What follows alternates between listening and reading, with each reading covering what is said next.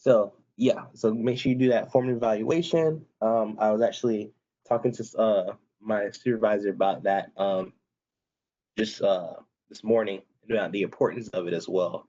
Um, so like how useful it is to instructors, the ones that actually genuinely look at it and then make changes. So please fill those out.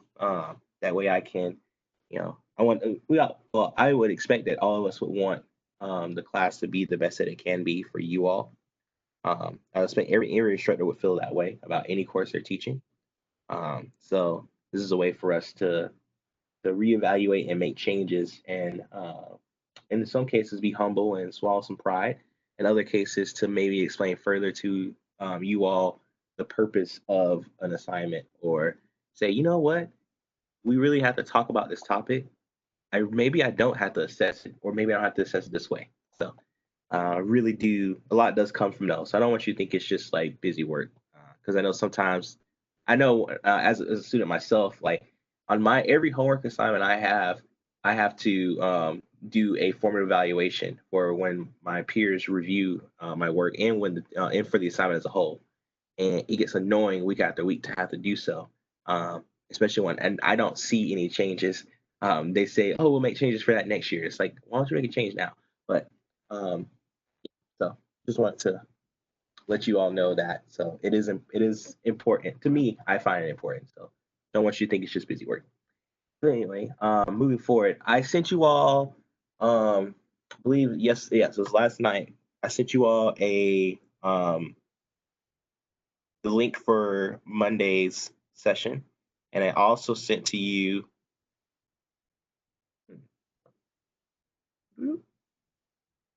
I also sent to you a link to a video on Resume 101. Did everyone see that?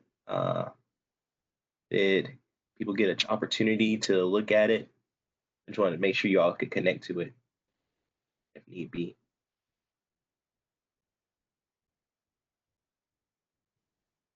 Yes. All right. Cool. Good. Good. Yeah. I just want to make sure you could actually see it. Sometimes when I send links through Google Drive, and I say anyone within our company can see it, it'll exclude at maricopa.edu. And other times it'll exclude at southmountain.edu. So I just want to make sure. So good. So yeah, that was actually made by our Get to Work. Um, our Get to Work. I guess call it group. So they're a group on campus. So I guess you could call it a committee. So some faculty members get together and they say, hey, we want to assist students with interviewing skills and resume building skills. And so that's the purpose of that. And so before even going virtual, someone made a PowerPoint presentation video, as you all saw from that. And so that is Miss Sweet, or Professor Sweet. And so she put that together, and she shared that with me so I could share it with you all. We try our best to actually maybe have one of them come into the classroom during the time period where we're working on this. And so I always try to use the first day for yeah. Question? Again? Yeah, I always try to use the first day for the skills that you may use, so like the tab stops, like we saw before, maybe using a table, using multiple columns, or whatever you may need to, and when building your resume, to make sure that you have those skills ready to use. But the other part, I want to talk about different things you would want to have in a resume, and so that's uh, what I would like to focus on today, after I asked if there are any questions about certain things to do in Word. Any question for anyone about how to do certain things in Word? The tab stops, the indentions, numbered lists, bullet points, using a table. Any questions?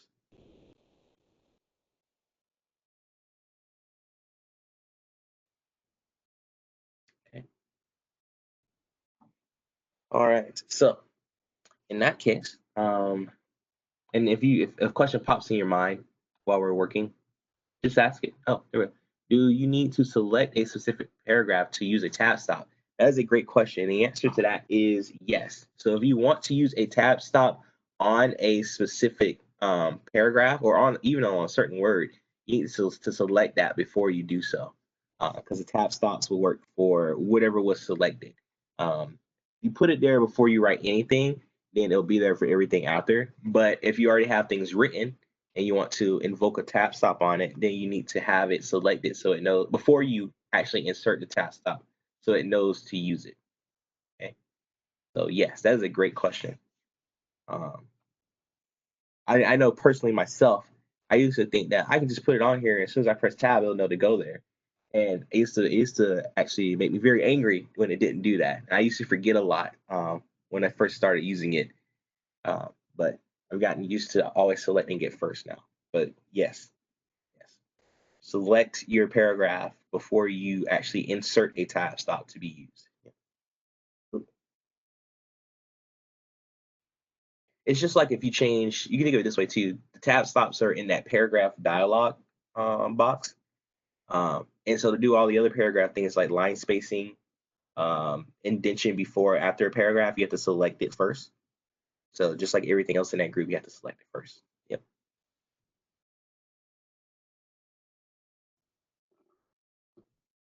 Cool. Other questions?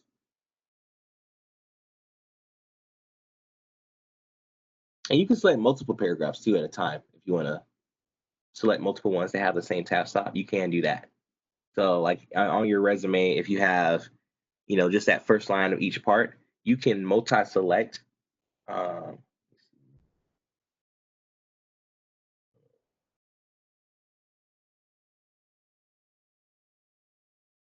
Open up Word here.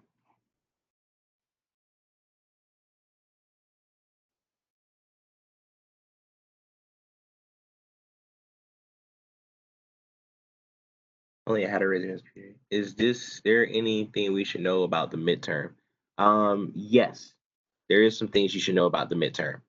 There is no midterm. It is not listed on your it's not listed on your calendar. Some of the courses may do that. I yeah, I personally feel like these things that we are learning are more project based. We are learning some things that are topical. That I can give you a list of questions on answer these things about your information systems. I can totally do that. But we've kind of already done that, right? By you doing the projects. So, and by you doing the discussions. And there will be some little quizzes here and there over a topic. Just because at this point in time, it seemed like the best way to assess you in that area. But yeah, that's it. Yeah, I am a project based kind of person. So, but yes, let's see. So, Hooter, 7, 8.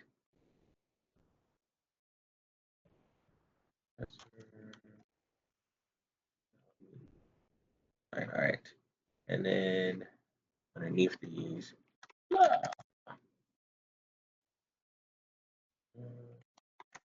stuff.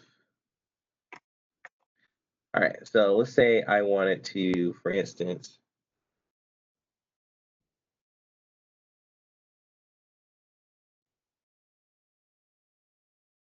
I like these 3 paragraphs, and then I wanted to add oops, I passed it. 1, 2, there's. I want to add a right tab stop, say here. I selected those 3 paragraphs first. Now when I come here, I can do my tab stops for each one and everything underneath. So this would be kind of like maybe how a resume was set up, right? You have your title, your position, and then the year in which you worked it, and then you have some description underneath.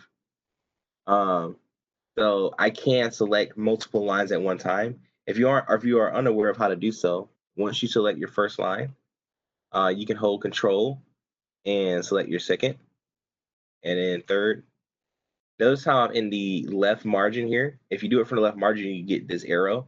Otherwise, you would have to do so by, maybe you could do it on the first one. Hold down the control key and then come over and actually select this guy like this. It's easier in this case to just use the left margin, as you probably can tell, because I can just select right next to it, kind of like just like click and drag almost. So yeah, so that is how you could. That's probably the best way to do this. I'll be perfectly honest.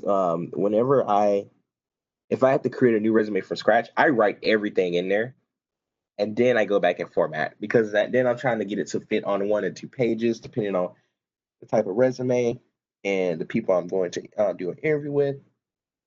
Because sometimes there used to be this rule for that I was taught. Well, I don't want to say it's a rule growing up, because it was just a rule I was taught. I was told you should only have a 1-page resume. That's it. Everything should be able to fit on 1 page. If you go over that, you have too much information.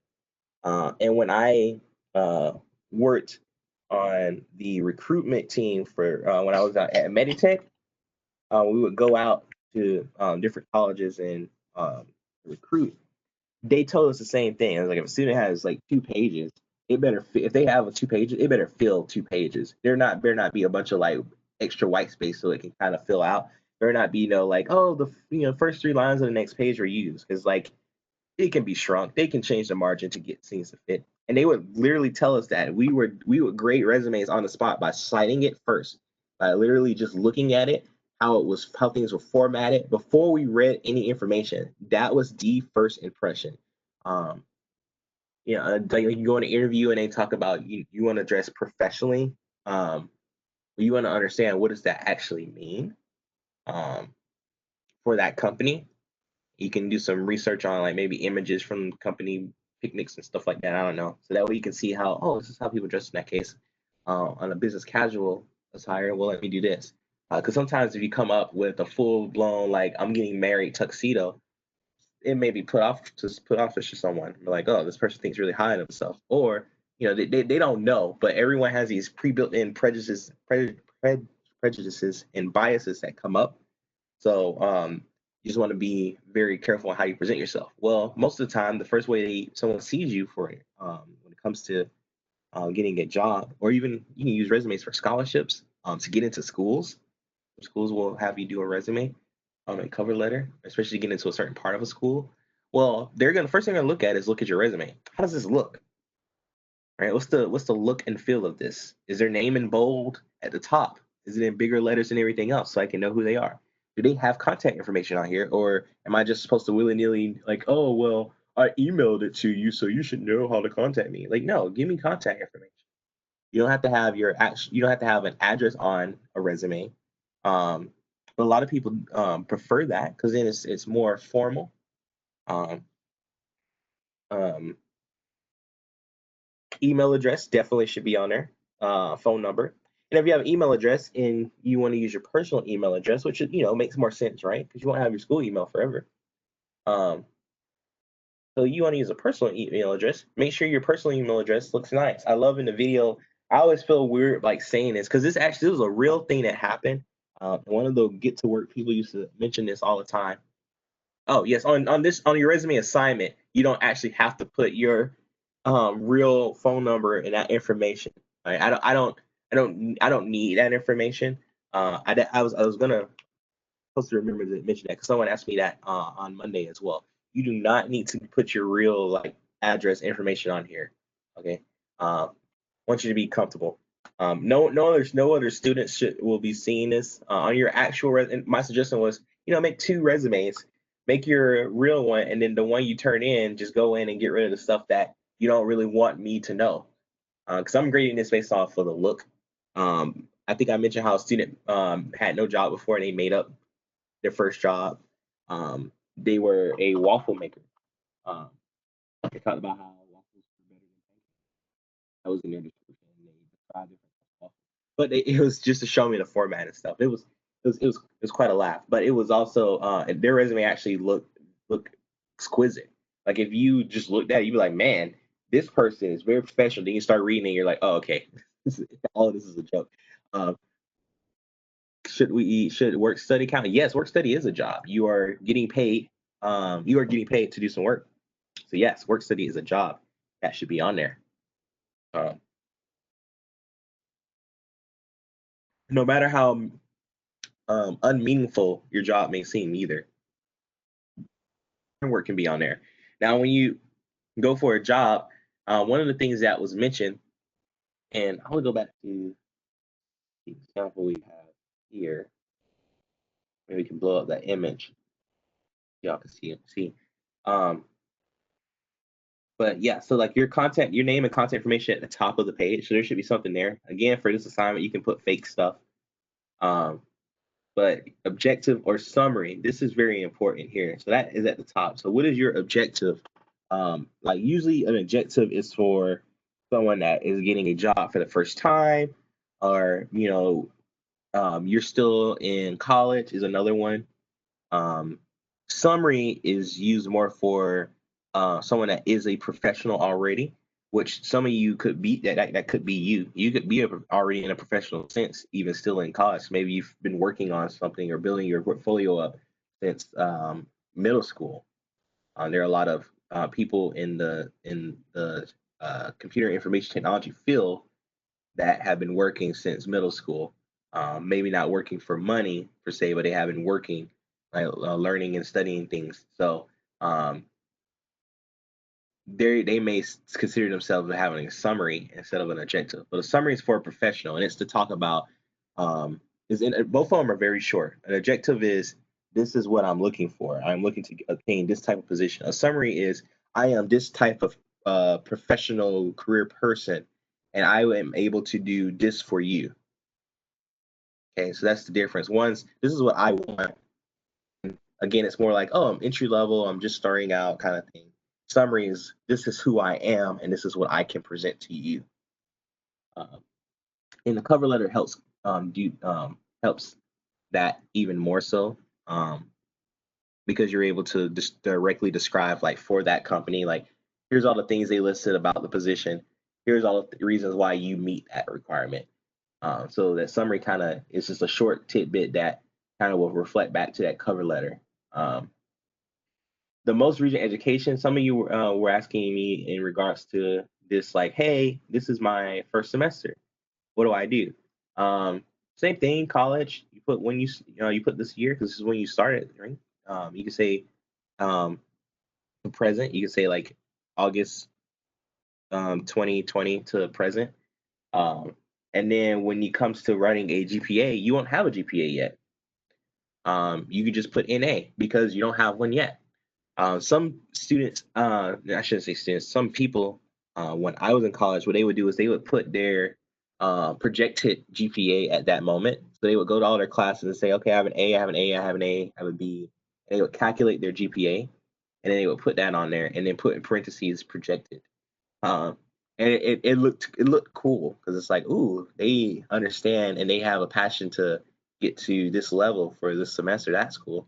And things like that. And you'll see, like, here in this example, I don't know why I can't make it. Maybe I'll make it a little bigger. A little bigger. I hope that's not too blurry for you all. But they've added other accomplishments here, like dean's lists and scholarships that they were awarded as well. You may have some of that. You can add that on there. They don't need to, if you have scholarships on a list, they don't even know why you got the scholarship. I've had, so just give you a little funny story. Some friends of mine in college, they received scholarships because they had they were in a certain degree field and they had below a 2.0. Uh-huh. And there was some guy that was a millionaire who didn't do too well at my school when he was there and in that degree. And so he was like, I'm going to give money to those students so they can push forward. Do we use the John Doe? Sorry, let me go back. Do we use the John Doe resume as an example for our own resume, like a template? No. You can if you want. This is not a perfect resume. This is just an example. That was given to me from the work from home folks, or get to work folks. They actually used to have two. They would have one for someone that is a professional, and they had another one that was for hey, I'm just starting out, so people could see. But they will always say this is an example. Just be careful not to get too crazy. Um, in the video, I think that Professor Sweet actually mentions that most people will tell you you should have a black and white resume, and she says that that's not necessarily the best idea because the color can help make you stand out, but not to go crazy with it. So she mentioned something like that. Uh, and that's one of those other things. Like I traditionally was taught, don't you ever put any color in a resume. I have learned over the years that that's not necessarily true. Just because of look at every resume template that you found in Word, all of them have color. You go on Google Docs, all of them have color. You just do a random search online, all of them have color. Why is that? I think things are just different now. Than when I was initially going out. Nowadays, when I was doing recruitment, working, we would get resume. We would grade based off that too. If they put color and it was too much, that would be points off because it seemed less professional in our eyes, which is funny. I think things would be different now. But it did seem less professional in our eyes. This was the standard that we looked for. Larger name at the top, some contact information, some type of breakage, and this is the main stuff. Like this is who I am and how to get to me. These horizontal bars are great for that. You don't have to have those though. If this is clearly larger, that'll be enough. Um, I used to, in person, like on mine, I actually do like phone number, email here, and I do address over here. Like I have them separated. Uh, and then your objective and summary. Education may not go first. It depends on you. If you're just starting out, it makes more sense to have education first. If you are, if you have a lot of work experience, you may want to put that first because maybe the job you're going for has more to do with that than your education. It all depends. Like on mine, my education is on the bottom, except for when I applied for grad school. Education went on the top because they need to see, oh, this guy has this degree. Now let's see what work he's done since with that. So it all depends on what you're applying for. Um, and this is why you make a general resume that has everything, and then you make copies for every time you apply to something, because you want to switch things around possibly. Which is one reason why people use a table, because then they're able to just switch rows very easily by just inserting a new row, copying, cutting, and pasting, and then deleting the other row that's empty now. I personally feel it's fine just using tab stops and just regular paragraph, but to each their own. So, but your work experience, a lot of times people do company up top and then their highest position that they made. I go the other way. This is a personal preference just because of training that I receive and then what I was told to look for. The reason why is because a lot of these titles are the same. And then if I want to know more about which company in particular, I'll look underneath that. Like for instance, here, sales associate, they've been a sales associate twice, right? And even if there's a gap between those years, however, if they put May 2008 to present sales associate, I'm going to be like, huh, you've been a sales associate for quite some time. Even though they did other things, right? We can see clearly they did things in between that. That's just a question for them to tell me about later, or they may just mention that when I say, "Oh, you've been a sales associate since May 2008." Um, and I see here, and they'll put underneath that, they'll put American Eagle and Heartbreaker, and I'll be like, "Oh, at two different companies," and they can say, "Oh, yes, I actually worked for about 3 months at Heartbreaker." At which time I was able to move into a spa consultant because I felt that I would be able to learn more from there. And from since then, I moved back into the sales associate's position while I'm maintaining my job as a spa associate because I missed it so much. It sounds super sophisticated and everything, but it gives more than I see this, because this looks like, if I look here and I see 3 months, I'm gonna ask that question. Why were you only here for 3 months? What happened? That's gonna be my first question. Um, or not my first question. That's definitely going to be a major question. As opposed if this was underneath here, this said sales associate, and underneath it said American Eagle, comma Heartbreaker, then I can be like, oh, you work for two different companies as a sales associate, and they can tell me, yes, I actually started off here. Da, da, da, da. See how there's a difference there, and it actually puts different things in my mind as the person reading the resume. It really is about the first appearance that you're giving to your potential employer. Like, what is it that you're showing them? Another thing is that there are tons of algorithms that are being used to go through your resumes nowadays. They're looking for keywords. Where do you get those keywords from? From the position that's listed, right? So you can go look at um, like, oh, I'm applying to trying to think of something.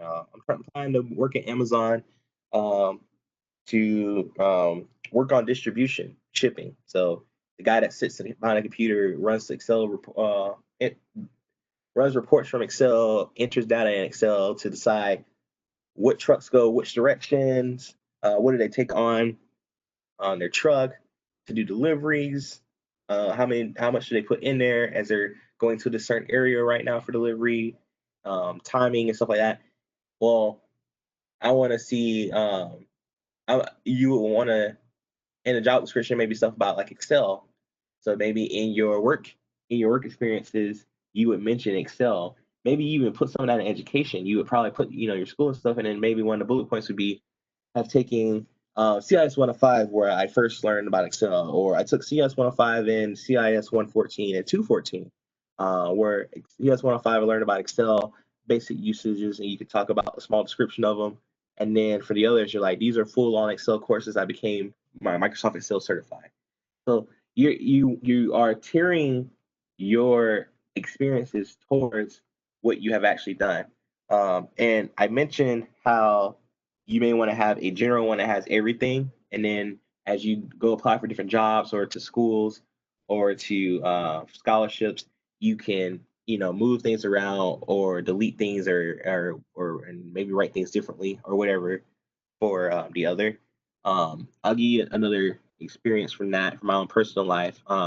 My family owns or one side of my family owns has a company, a family-owned company, selling produce and also doing odd end jobs with 18-wheeler trucks. So they may like there's a car shipment going from one location to another. So like all the cars coming from Detroit, and then they go out to a certain dealership. Hey, we can put on a certain number of cars on the back of our truck, or sorry, yeah, on the back of our trailer, and then do the drop off for you. Pay us a couple bucks. Oh, you're moving from this location to this location. We can put that on our trailer. Give us a couple of bucks. Oh, you are distributing this. We can do that for you. So, but anyway, I did that from about age 10. So no, not working under the child labor laws, but working in the sense of understanding what was going on because it's a family business. So I could do that because I'm part of that family. But until I was 18, and I would work for several months throughout the year doing so. Well, um, I thought of that as I never thought of that as an actual job because it's a family business. I managed. I would fire people. I would hire people. I would tell them to leave for the day. I would pay them. I would talk. I would handle all the customer interactions when it came to cash. And we didn't. We had credit towards the end there, or we took on credit towards the end there. Um, yeah, so I handle calls from for jobs for clients. I did all of that stuff at a young age, but I didn't see it fully as being like I have a job and put it on my resume. And one time during an interview, someone asked me something about entrepreneurship that we have had before the legal working. You can put experiences that you had you can put work experiences that you had. Notice how I said that. You can put work experiences that you had before the legal working age. And yes, they can count. They may ask you, oh, you're only such and such years old. How did you do this work? And like in my instance, I get to talk about that. Oh, my family comes from a family of entrepreneurs. This is the type of work that we did. This is what I did under that. And like, oh, at a young age, you were already doing that. Man, you got a lot of experience. Um, I had an interview one time. I didn't have that on there. And I had an interview one time. Someone asked me about entrepreneurialism and what that meant to me. And so I gave them the description, and then I mentioned my family's business and how starting a business is not entrepreneurship. Entrepreneurship is the idea of how do I solve this problem that's not being taken care of right now. And I discussed like how my grandfather started his business, and then how um, he what he has taught us from that, and what I have gained from that, and then running it myself at time periods, and the changes that I made during those time periods that were beneficial to the company, and how they hurt the company, and then what I learned from that. And then they like, well, this isn't on your resume. And I mentioned, oh, I was a kid, and they're like, that sounds like a full time job, even if you work it. Those you can mention those things. I mean, if a if a um if a student put on their resume that they had a lemonade stand, or that they had a bakery, you might say, "Oh, really? Like you were a kid here?" And they're like, "Yeah, I made about $1,000 a month." You would probably like, "What?" You would then be okay with that being on there. So yeah, put things on there, but I wouldn't necessarily call yourself out for as a job for legal reasons.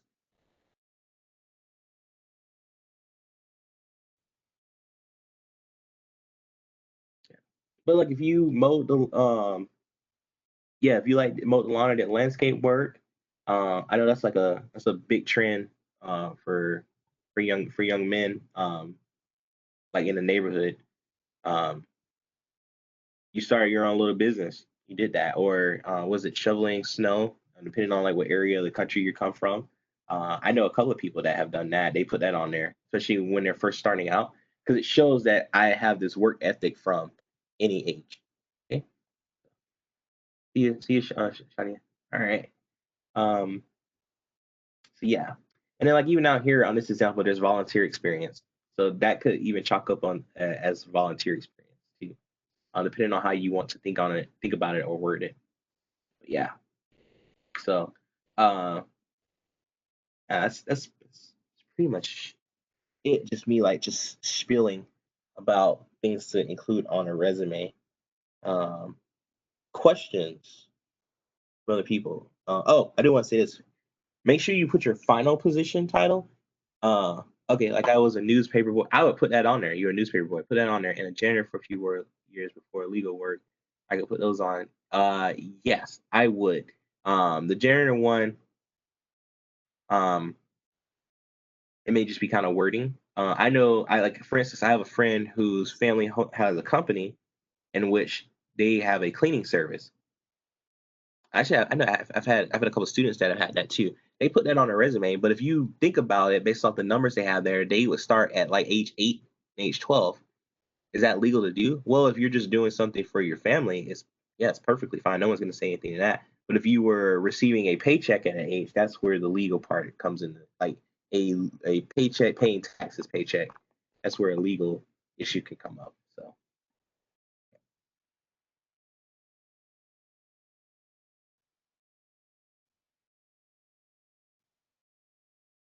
I never condone lying on a resume nor breaking the law.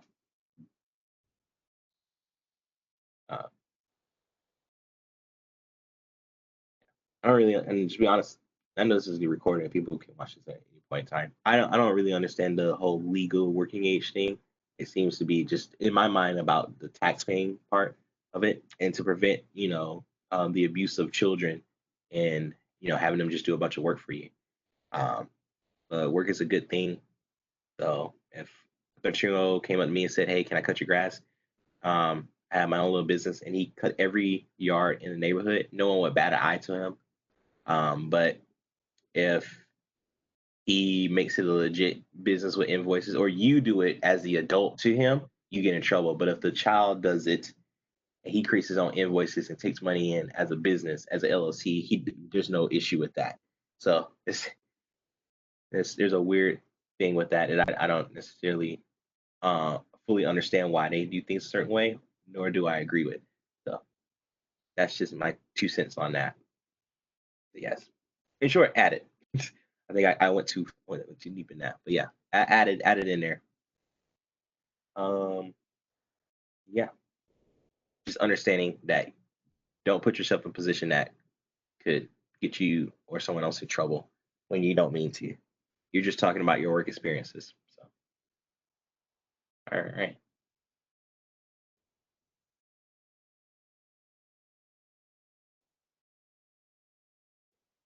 okay. Other questions for anyone about what to include on a resume, or uh, anything at all?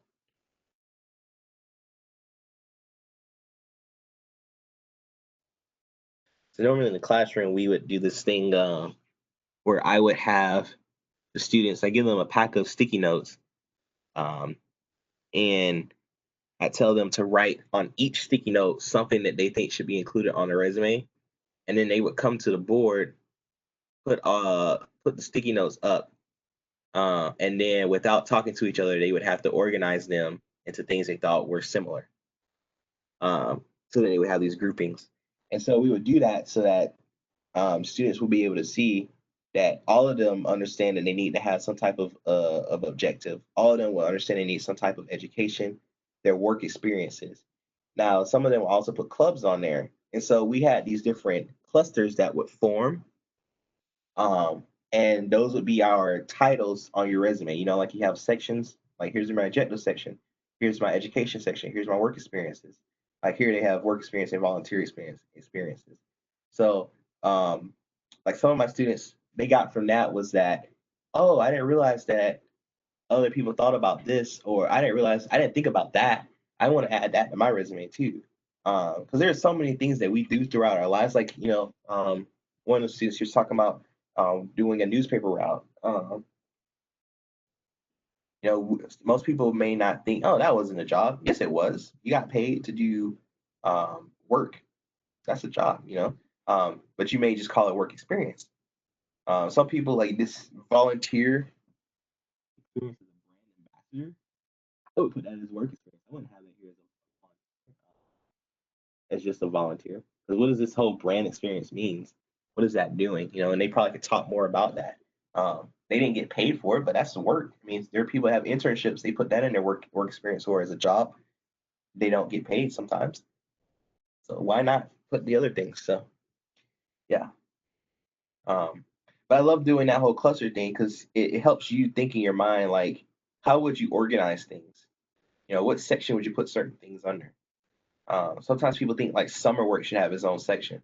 I don't believe so, but that's just my opinion. Or jobs that they did at school. Like one person asked about, should I put my work study?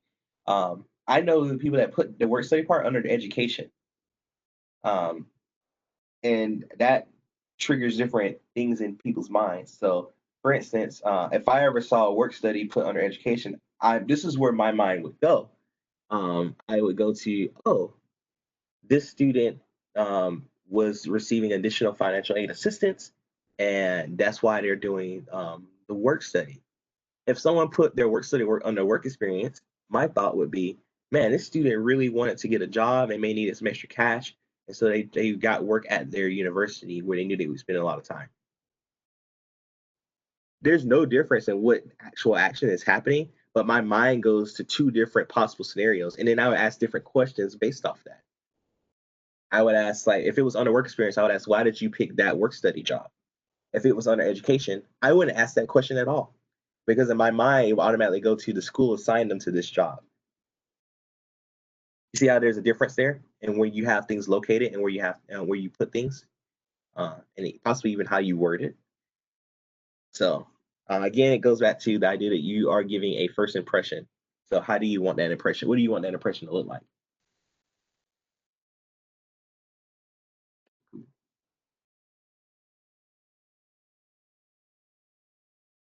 Other questions?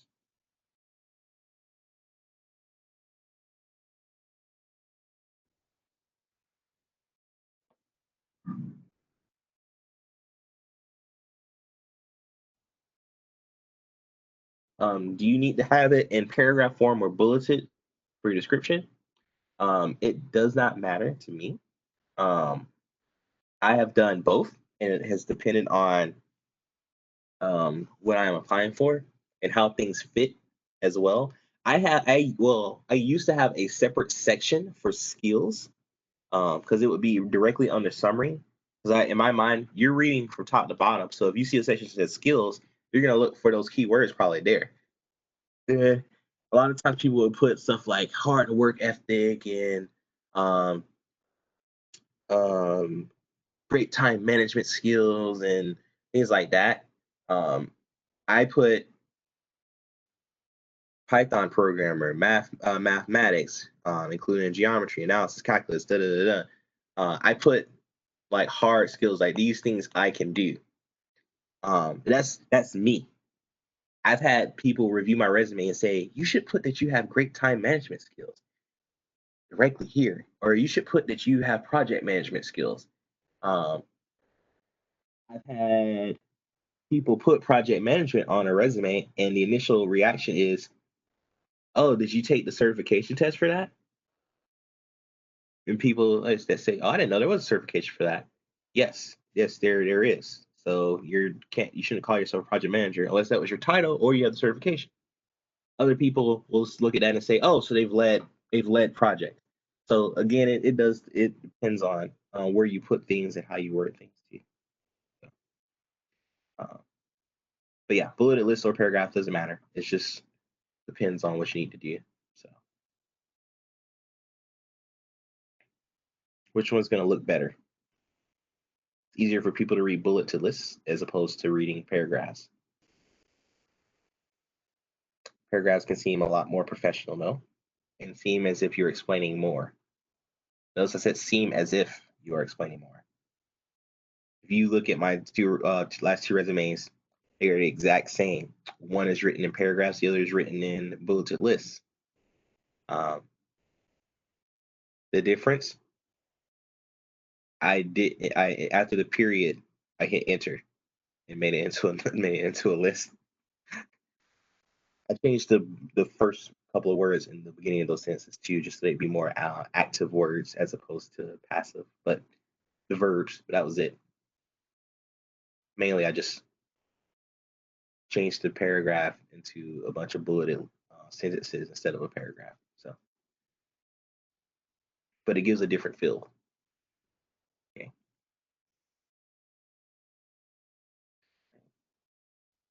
Other questions? Anyone?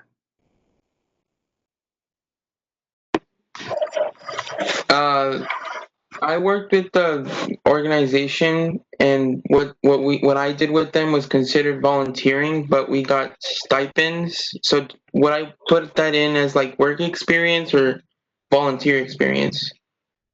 I personally would think of that as work experience, and my reason for that is because you were doing work. That's what work experience is to me. Um, Again, that that depends on you. So say if you said that you put the organization, say you have volunteer experience and you put the organization's name and you tell me what you did, I might even think of that. Oh, that's a nice little scholarship he got for volunteering. But I may think also that this person volunteers to only get they only volunteer when they have a reward. Whereas opposed if it's under work experience, I'm not gonna think anything of it other than I'm gonna ask you about that job or maybe look at more of the details of what you did during that job. You could possibly put that even under education, depending on how that organization was set up. It was set up through your school. You got a scholarship stipend, and then you could talk about what you could have that under here as some type of scholarship, that stipend as a scholarship, and be like, I would probably ask more about that, and then you could tell me more about that organization or whatever, and how they had you out working in order to receive that stipend. It could go either way. Personally, I would probably put it under work experience, but it's also you think of it this way: what type of strings are you trying to pluck on your potential employer? You know, um, do you want to have a list of volunteer experiences? Like I said, this person here is this fake resume here, this John Doe. Why is a brand ambassador a volunteer experience? Why can't that just be on the work experience? Especially with what they're doing. Their objective is to get into the retail industry. Uh, Target is a big part of that. Why is that not just under work experiences? Why does that have to be a volunteer? So I hope that helps. Because honestly, the answer for most of these is it depends, or it's your decision. I'm just gonna give advice based off what I would do or what I think is best. That doesn't mean that it is the best thing to do. Again, what type of heartstrings are you trying to pluck? Like, what is it that you want the person that views this resume? What do you want them to think? Um, I do this for my friends too.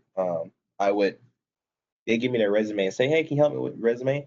I drill them with questions like as if I was a recruiter, and I tell them like, "This is what I think when I read this. Is this what you meant for me to think?" Um, and so that can be a good thing too. So if you have friends, parents, siblings, other instructors that read your resume, and we actually for our get to work thing, we will have some events during the semester and next semester as well, where you can go in and take your resume, or you can. And there's resume prep workshops they put on, um, where you can be like, "Hey, this is what I created. What do you think? Where do you think this should go?" And they may tell you, "Oh, what is he talking about? You should do da da da da da," and they'll tell you more things as if they're absolute. Some of them will. Some of them will be like me and say, it depends on what you're trying to say here. What is it that you want the person to think about you? And are you being honest when you do so? So I hope that helps. Like I said, it is more of a it depends, or it's really up to you what you want to do with that. So, but yeah, I hope that does help you make a decision. I know what it's like to ask for advice and you feel like you didn't really get a definite answer. So I hope that helps you make a decision.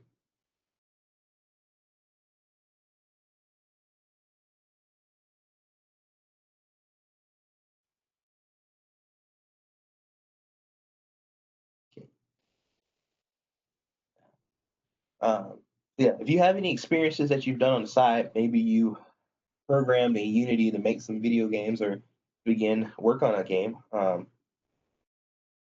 That's a skill. Like you may have a skill section.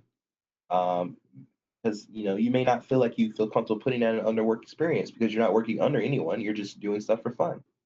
You know? You can have a skill section for things that you learn on the side for fun. What was that? I did this one time, and it was because of the I was putting my resume out to a general group uh, of people. It was like the Chamber of Commerce. They were assisting me with getting some new jobs. And so on my resume, there was a section for extracurriculars. Um, and one of them said, "This seems like you're coming straight out of college, but we know you're not." And everyone else said, "Well, that's what I thought at first until I read on." And so I ended up having to change the title to extracurricular and hobbies. And in my hobbies, I had like walking on there. And I had a couple other things. And those brought up conversations with different people within a networking event I went to later, where they had sent my resume because they're like, "Oh, you like to walk? Did you do any type of at your other jobs? Did you do any type of walking campaigns and stuff?" And I got to talk about starting up some event that we had at my company and stuff like that. Or yeah, anyway, like it led to different stories. So that's another thing I had on originally at one point. So I don't have that on there anymore.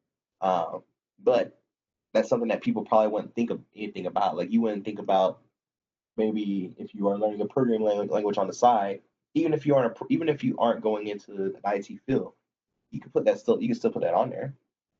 Um, or that would condone you having a skill section, right?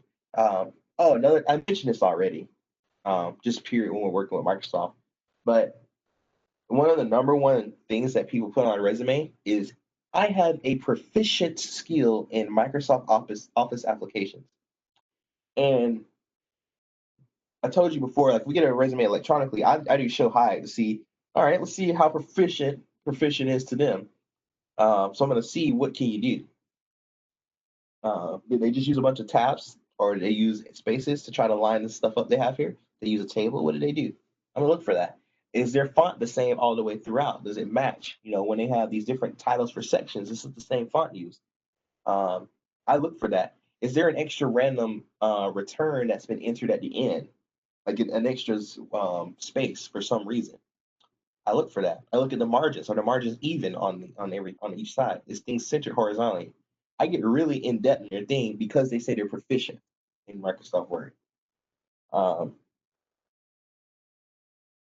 Something else I would do on the spot for interviewing if I saw that, I asked them, "Oh, what are the Office applications that you use?"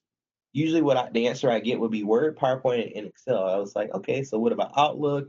What about Azure? What about Access? Have you heard of SharePoint? Have you heard of Note? Have you ever used Sway?" I start going off like because you're saying you're proficient in Microsoft Office applications. You're not saying I'm proficient in Word, Excel, PowerPoint, in which case most people aren't when they really say that. They just think they are because they've used it before.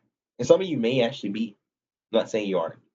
So don't think of that as me like cutting you down. But a lot of people perceive they are because I've typed papers in Word. I'm proficient in Word.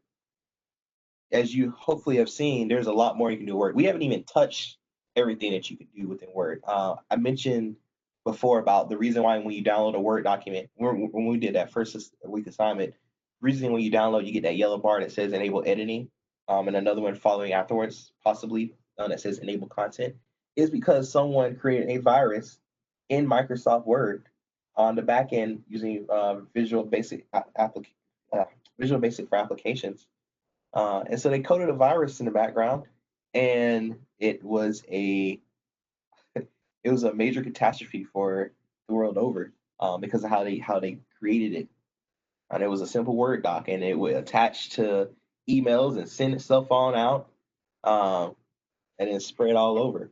But it started from a Word doc. So how proficient is proficient? So anyway, yeah, that goes to not wanting to lie on your resume. But those are honest things that you have to ask yourself because people do it all the time, all the time. I can't tell you. Like I said, that's the number one thing that people put on their resume is that they're proficient, and everyone is not proficient.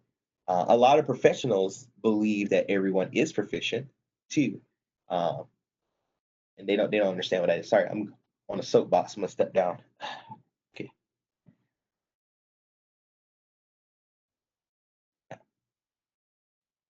I started all of that because if you do have other skills, put them on there, please. Even if it's something you've been doing on the side, just for fun, put it on there. Trust me, it can open some doors. Um, Professionally, I am a mathematician. If you look at just my job by trade, not my jobs previously by trade before before I ever got into software development, and if you look at just my degree, but if I never added, oh, I used to TA and I was a head TA and I helped develop these things for the computer science department at my school, starting from my freshman year. If you never, if I and oh, I took these other courses in computing. If you didn't see those things, you wouldn't know just based off of my degree and my first job afterward and some other jobs I had during that time period. You wouldn't think that I had anything to do with that. But because I put in skills that, oh, I programmed in Python and things like that, that is what began to open doors for me within that area. So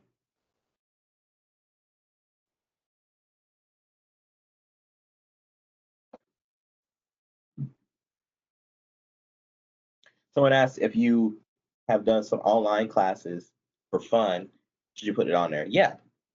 Same thing I was just talking about, like with the skills. You do a Skillshare or Code Academy or um, I forgot they have all these new things, new classes that you can do online. edX. If you do one of those, that's just even if it's like photography or something, put it on there. Like it's not a part of your official schooling, but it could be. Oh, this is under hobbies. I took a course in this. Put it on there. It shows some kind of interest. It shows more about you. Because to be honest, when people hire, they want you to know the skills, but they're going to teach you most of them. They want to know that this is a person that's going to be professional. They're going to come to work, and am I going to enjoy working with them?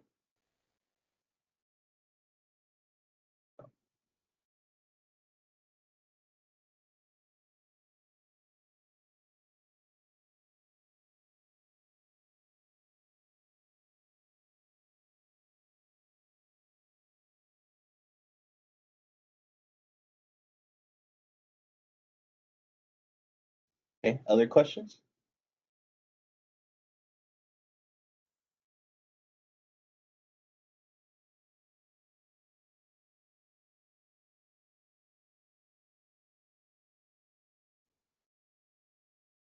No one?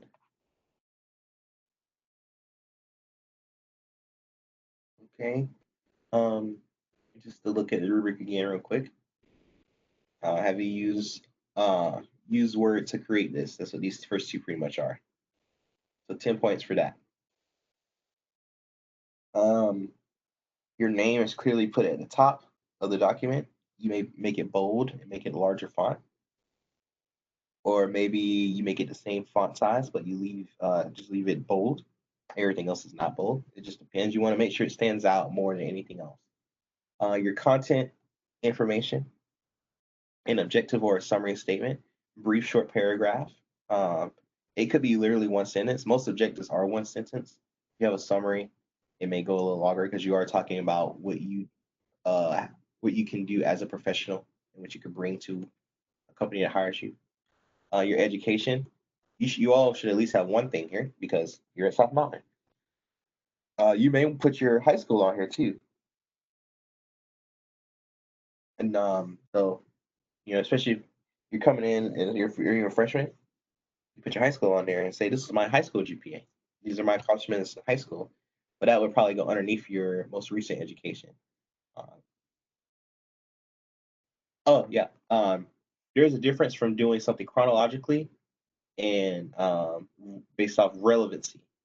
So sometimes when people write a resume, again, this goes back to have everything all in one, just like in real life, have everything you can possibly think of on one resume, because then you can organize it on a copy later. Because sometimes it's better to put things based off relevancy. Like if this John Doe was going up to uh, do more sales associate stuff, the spa consultant part, uh, they're doing more marketing stuff, but they are doing stuff with that too. But maybe if the job was sales associates, they would put all their sales associate stuff at the top, and then they may put fashion representative and spa consultant underneath. Maybe you just put things in order based off of the job. Like for instance, I went and put my thing with Produce Plus Incorporated at the top of my resume for teaching CIS. Right? I didn't do anything in regards to CIS.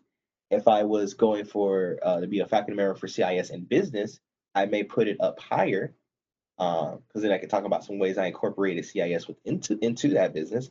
But in general, I wouldn't put that on. I would either not put it on there at all, or it would be at the very, very bottom of my resume.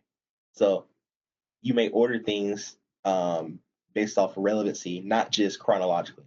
Most people will tell you, "Oh, it should go in order. Your most recent thing should go at the top."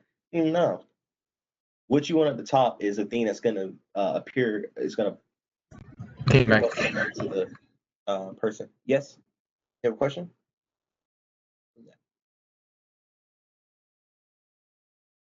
No. Yeah, what you want to put at the top, you want the things that are going to be most, they're going to stand out more to the viewer. Um, Education, your work experiences. If you have more sections, that's fine. These are the basics. That's why I didn't have like, you should have a skill section or a volunteer experience or a hobby section. I didn't put any of that because that's the things that you have to have on a resume would be your objective summary, your education, your work experiences. Those are things you have to have. After that, you'll notice there's 40 points here. A lot of times people say, aren't these the same? Well, if you look closely at the description here, they are different. One set talks about the use of columns, lists, and tables to display your information in an appropriate resume format. The other talks about how you use font styles, tabs, indentions, and spacings, so that the content is presented in aesthetically pleasing and easy to read way. So one is just about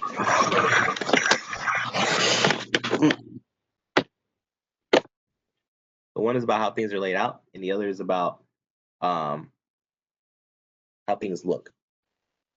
And then last but not least, spelling and grammar check.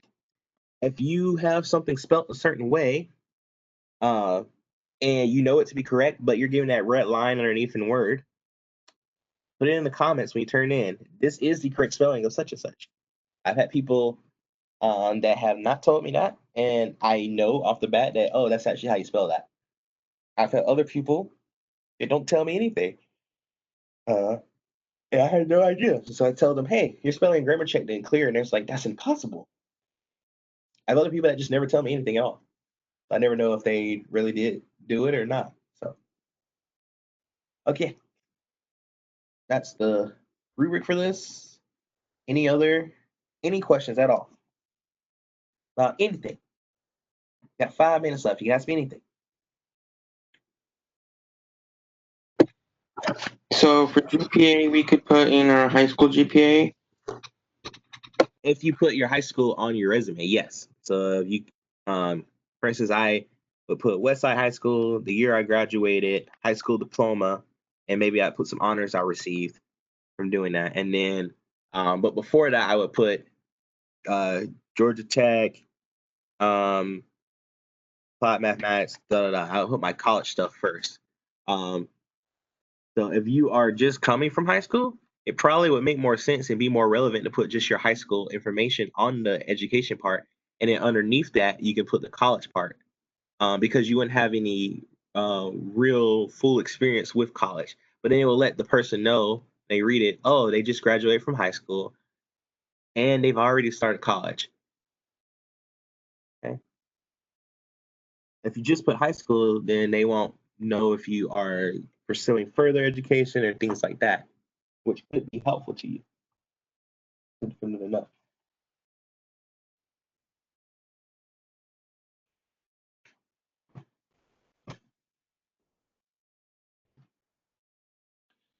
And at the end of the day, I'm going to give you guys feedback on the resumes when you submit them. Period. That won't be necessarily towards the grade wise. That's because I want to help you build the best one that you can, have the best one you can. So I'm going to give some advice, regardless. So don't remember, this is an assignment that I am grading you and assessing you solely based off of your skills within Word. Yes, I do say you have to have certain things on here, but that's just because how a resume should be formatted. So it still has to do with how you put things in Word. You can think of it as the data you put in it. But majority of this, look at this. You got 40 points here, and then 10 more points here. That's 50% of this is all based off of how you use Microsoft Word. The other 50, the other actually, 60% of it is the grammar check. The other 40% is based off the data that you enter, and that's because it should be there at a minimum. So after that, I'm just going to be telling you, I think this is a good thing to have your resume. I think maybe this could be changed differently. And that's just advice. And that's just coming from my experiences. And when we do have resume workshop, I suggest you go to it, just because they'll give you a lot more information. If you have time to watch that 42-minute video, go watch it. Like I said, watch it at your leisure. Maybe you'll start part of it and then watch the rest of it later. Maybe you won't watch it at all for this assignment, but you'll look at it later on in your life. Do it. It'll be very helpful to you.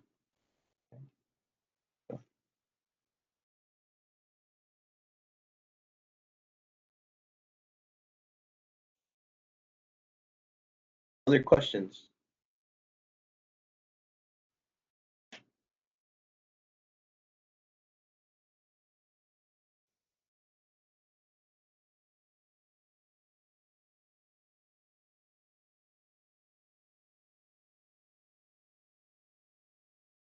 All right.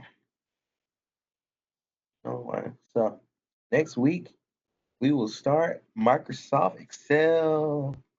Ooh, we'll look at spreadsheets. So remember, the first two applications, softwares truly available for a computer were a word processor and then spreadsheet software. So that's what we're going to be looking at next. Spreadsheets. Yeah. So we'll start that on Monday. So you'll notice that I probably have a lot to add with this, because they are so cool and they have so many uses. So many in the professional world across the board. And people limit it to just a glorified calculator, which you can do calculations too. Some people don't even know that. Some people think of it as just, oh, I can make tables in Word. Why would I use Excel? There's so much you can do. And the table's not even the same in Excel. So much more you can do. Okay, anyway, sorry. Yeah. In that case, I will see you all on Monday. have a great weekend, and it's October tomorrow, so keep that in mind as the Halloweens come out. See you. Thank you. Have a good day. You too. Bye. Bye. Bye.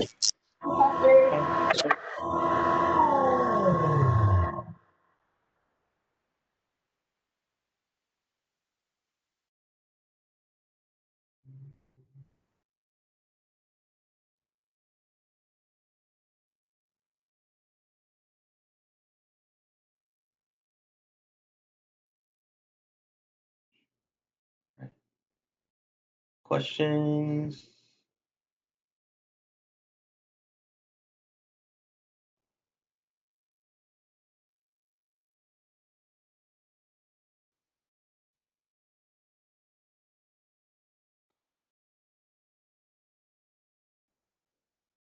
Vincent or Miguel, you guys have questions?